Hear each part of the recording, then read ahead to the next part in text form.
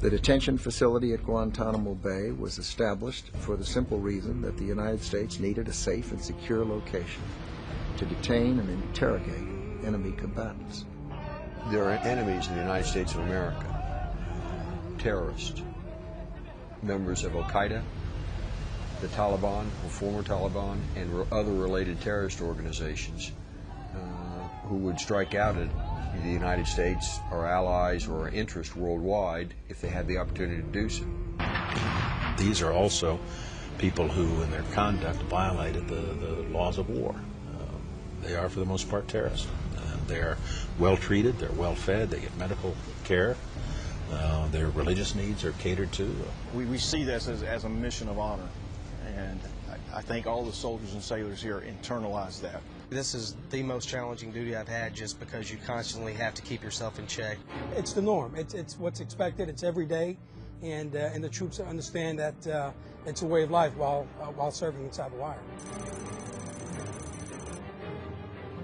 The world's microscope has hovered over Guantanamo Bay and Camp Delta, where Al-Qaeda terrorists and others captured by coalition forces during the War on Terror are being held. Despite the intense scrutiny, few people outside the gates of Gitmo seem to know exactly what's going on there on a day-to-day basis. That's why we sent Air Force Sergeant Sean Lehman to Cuba. He came back with an unprecedented, in-depth look at the past and present detention centers, and most importantly, what goes on inside the wire. Capturing and detaining enemy forces is a necessary part of war and has been an element of battle throughout history. A country's right to remove its enemies from the battlefield has never come into question, but what to do with those enemy combatants and how they're treated has, especially when you combine today's unconventional style of warfare and a complicated international legal system.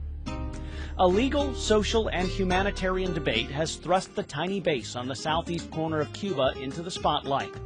The mission here changed drastically in January 2002, when the first enemy combatants captured in the anti-terrorism fight were sent to a site called Camp X-Ray, while a new facility was being built. We still see the all-too-familiar shots of hooded detainees being escorted to and from their cells. And this is Camp X-Ray today. Despite seeing news reports across the world that give the impression Camp X-Ray is still in use, obviously it isn't. And as we walk through the cells that once housed detainees that have since been moved to Camp Delta, you'll see that for the last 3 years, the only thing that has inhabited Camp X-Ray is the local wildlife. Camp X-Ray was constructed in the early 1990s when tens of thousands of displaced Haitians and Cubans flooded the area. Even then, it was not meant for permanent use. Then came September 11th and Operation Enduring Freedom. And when the immediate need arose to house those removed from the battlefield, Cuba's makeshift refugee camp was a logical choice. There are two critical things to remember about Camp X-Ray. First, U.S. officials knew from the moment the first detainee stepped into the camp in January of 2002 that it was a woefully inadequate facility and would be temporary. In fact, construction on the new Camp Delta facility began at that same time.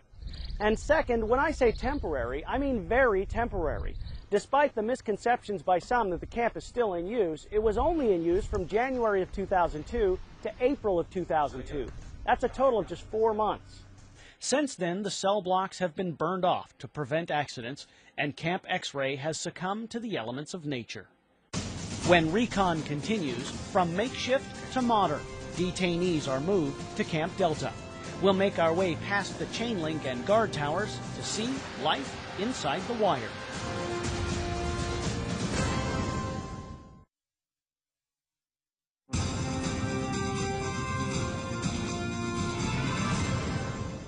Amidst vocal calls for its closure and allegations of mistreatment cropping up, the gates of Camp Delta have opened up to Capitol Hill and the media. 11 senators, 77 representatives, and over 1,000 national and international journalists have visited Camp Delta. Military officials at all levels say there is absolutely nothing to hide about the day-to-day operations of the camp. Air Force Sergeant Sean Lehman takes us inside Camp Delta. Every day at Camp Delta begins with the first of 5 daily Muslim prayer calls. With their exact times researched meticulously, the calls to prayer are played over the camp's PA system. Every cell and every area where a detainee will be is marked by a black arrow pointing toward Mecca, just under 13,000 kilometers away. Most of the detainees won't begin their prayers based just on the PA. Suspicious of Americans, they'll wait to hear from one of their own spiritual leaders in a nearby cell. Again, welcome inside Camp Delta. Sergeant Major Anthony Mendez is the Command Sergeant Major for the Joint Detention Operations Group, affectionately called the J-Dog. Sergeant Major Mendez leaves no doubt who's in charge when he's on the block. And what you need to do here is... Camp Delta is broken down into 5 sub-camps, numbered based on the order in which they were built. The cells in camps 1 through 3 are basically the same. Each is 6 feet by 8 feet with a bed, a mattress, a sink, and an Asian-style toilet. Some of the maximum security cells in Camp 3 have an additional feature. Within Camp 3, we have the detainees that are at least compliant with the rules. In particular, we have 2 blocks that has this type of modification. These are our special blocks, if you will. What you see here is a plexiglass, and the plexiglass are in place to protect the guards from the detainees. Those habitual detainees that like to throw feces, urine, water, like to spit on the guards, and also their own detainees. So this serves as a protective device against those projectiles from the detainees. As Sergeant Major Mendez walks us through an occupied block, we get our first interaction with a detainee. And as you see here, a detainee being escorted out to a recreation period. The camera dips here because the Geneva Conventions and international laws forbid us from broadcasting detainee faces. This first glimpse for us was uneventful, but during any kind of detainee movement, as it's called, you can feel the intensity and vigilance increase above its already heightened state. Camp 4 is Delta's medium security camp.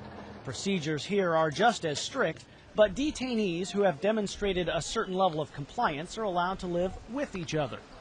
Each Camp 4 bay has 10 beds and is based more on a communal living style.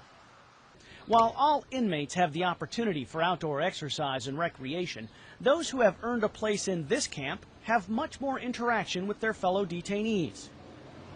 The newest camp is a $15 million facility, modeled after the maximum security prison in Miami, Indiana.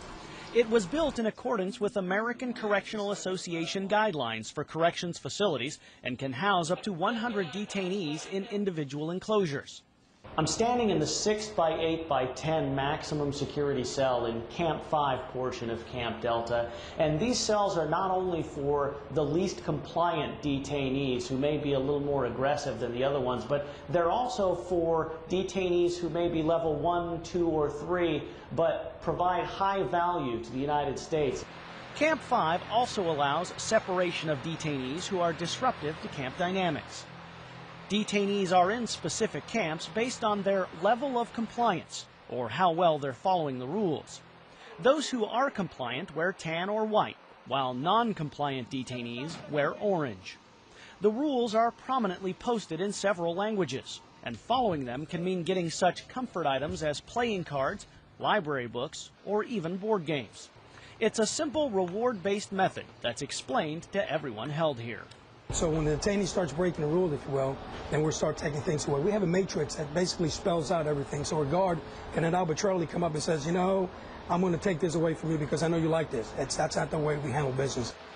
Included in the basic necessities are a prayer cap, prayer oil, prayer beads, and of course, a Quran. These won't be taken away unless misused.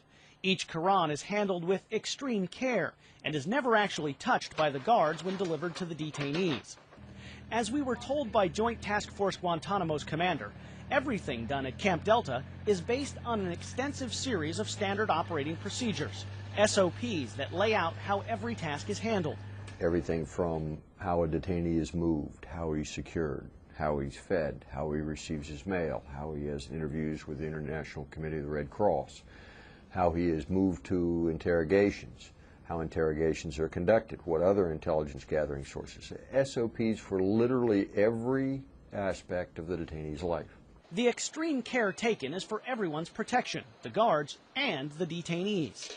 Everything is logged, and it's important for us to know everything that goes on within their respective block, because that is what keeps us informed on the day-to-day activities. The overriding theme of Camp Delta is detail, and the level of detail is not more apparent than in the dining facility. The Seaside Galley in Camp America is food central. Meals for the troops and meals for the detainees are all prepared here in a constant 24-hour-a-day, 7-day-a-week flurry of activity. The religious needs and sensitivities of the detainees drive this train, and special accommodations are made throughout the process. For starters, to conform with Islamic tradition, all of the bread is made fresh on site. It's a very unusual concept for military dining facilities where frozen bread is usually shipped in. It's a similar scene with the fruit that arrives. It's all hand sorted to eliminate spots or blemishes that irritate the detainees. It's a process that also directly benefits the American troops that eat here. The details are even more complicated when it comes to serving the meals. All special religious and dietary needs are compiled, and a list is generated and given to the galley. Although the left column showing specific detainee numbers is classified, we can show you some of the individual meal requirements. Most are simply double portions, but some get very specific. Divided containers are used to keep the foods from touching one another. Each is numbered and labeled before being filled. The meals are then individually delivered to the corresponding cells. All special dietary requirements are generated by the Joint Medical Operations Group located adjacent to Camp 4. It's a fully loaded facility with a dual role: take care of the U.S. military people and take care of the detainees. The medical group's commander says, believe it or not, there's not that much of a difference between the contrasting missions. Particularly the type of care that we give really is the same. That's kind of been our philosophy from the start here, is we provide the same level of care for the detainees that we provide for the troops that are working here. The real difference is, of course, we have to take it to the detainees. They don't come to us nearly as much.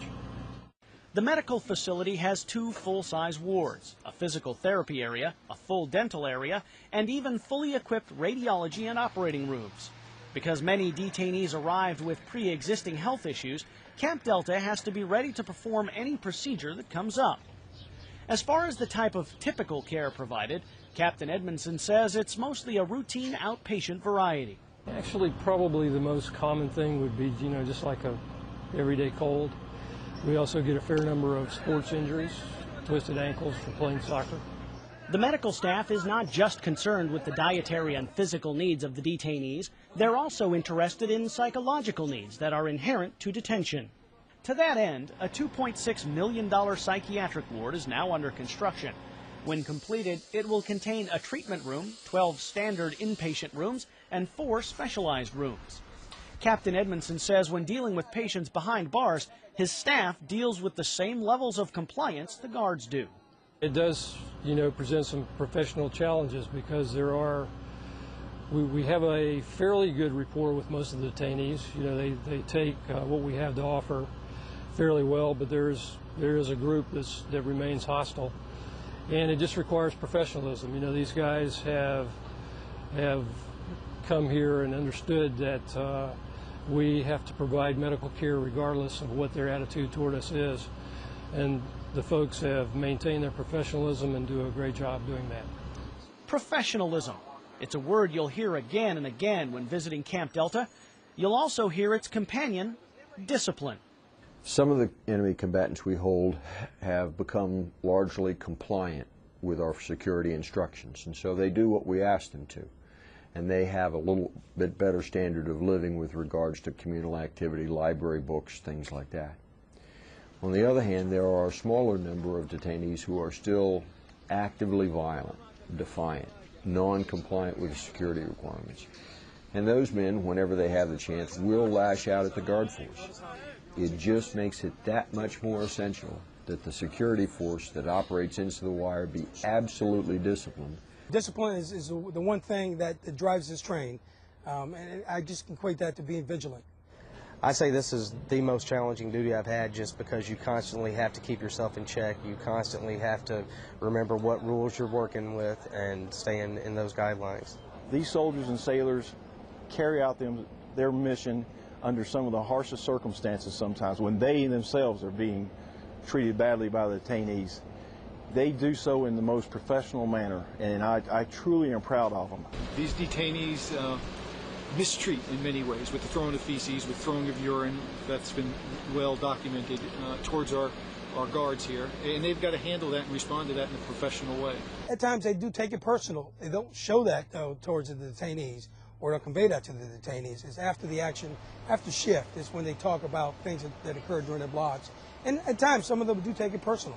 I have seen where they just chose a certain guard for no particular reason and went at them all day and then eventually assaulted them. Anything that they can get away with is a victory for them. We got a lot of throat gestures, a lot of verbal threats from the detainees, but again, it's the norm. It's what's expected. It's every day, and the troops understand that it's a way of life while serving inside the wire.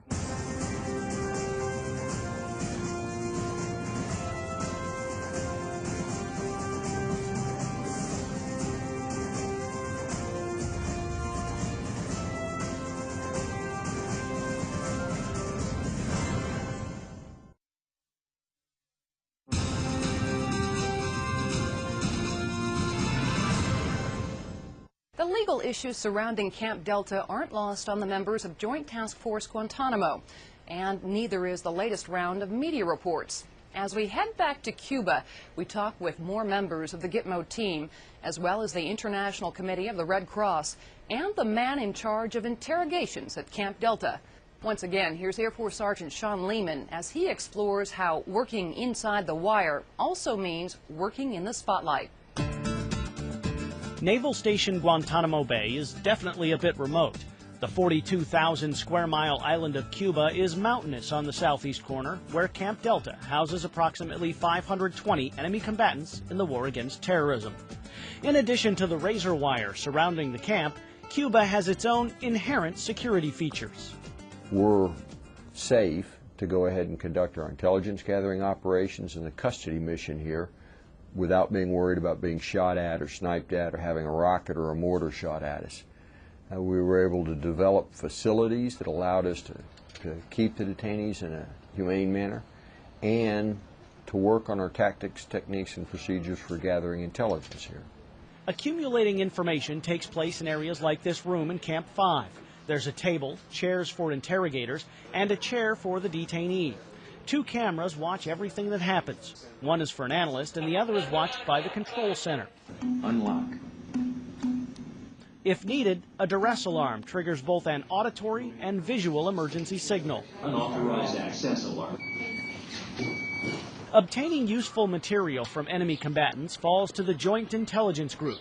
Although they work with the CIA, FBI, and other government agencies, the JIG itself is made up of about 300 Defense Department analysts, linguists, and other support members, none of whom we can show you, except for the group's director, Esteban Rodriguez.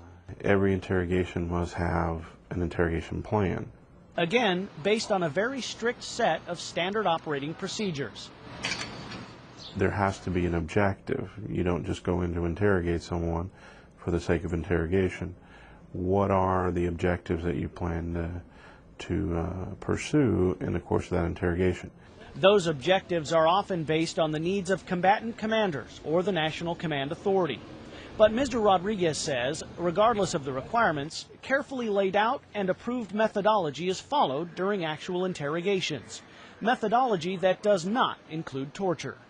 As I'm sure you've heard before, trained Al-Qaeda operatives are trained to do exactly that. In other words, tell people that you're being tortured, tell people that those things are going on, because they know that that would, in essence, cause, if nothing else, at least disturbances within the system that is incarcerating them or trying to gain their intelligence.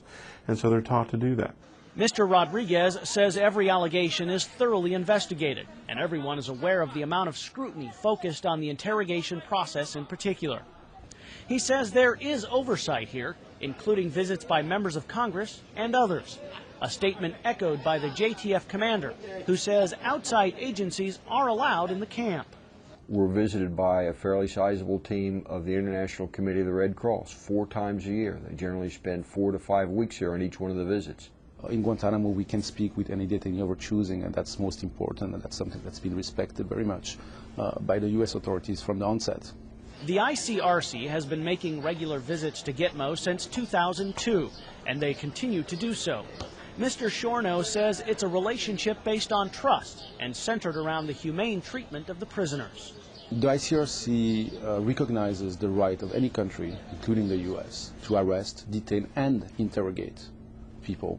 We just, believe that according to international humanitarian law, people should be arrested, detained, and interrogated according to certain standards.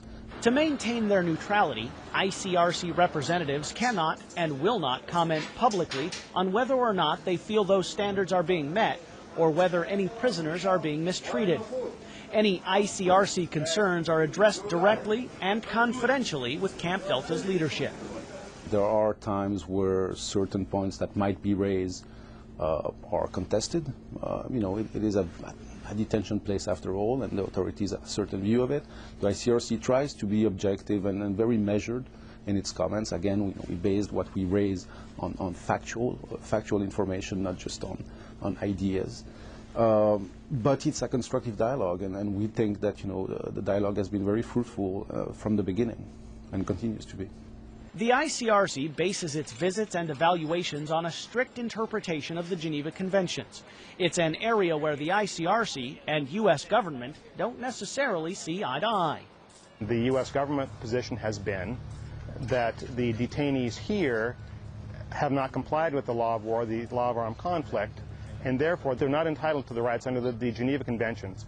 However, we treat them consistent with the protections under the Geneva Conventions, and all of the detainees here are treated very humanely. The legal reading that the ICRC has of any given situation, and that's the case in Guantanamo, derives from the Geneva Conventions, and we believe that the Geneva Conventions do apply in Guantanamo, and that's the standard that we use in our interventions. There is some disagreements with the U.S. authorities on this, but we have found a way to continue working in Guantanamo, to be accepted in Guantanamo, to be valued in Guantanamo, all the while having certain differences that we continually keep addressing confidentially. Some of the legal issues now being debated on the international stage have been and continue to be argued in U.S. courtrooms. Arguments many believe will ultimately be decided by the U.S. Supreme Court. And people don't necessarily realize that a lot of the delay that we're experiencing right now is because of the decisions that are going on at the higher levels of the courts, and not because we're stalling anything here at Guantanamo Bay. Are people's rights being hindered because of the people here? Absolutely not. The legalities of Camp Delta will continue to hover. The Joint Task Force is fully prepared to launch military commissions once the various U.S. federal court rulings and reviews are resolved. Meanwhile, the men and women who have been tasked to house and care for these enemy combatants know the eyes of the world are watching while they go on about their business inside the wire. America should be proud. America should be proud of their sons and daughters that are serving here in Guantanamo Bay. Despite of what the news, despite of what it said, we know that we're treating these individuals with dignity and respect. We're doing the right thing.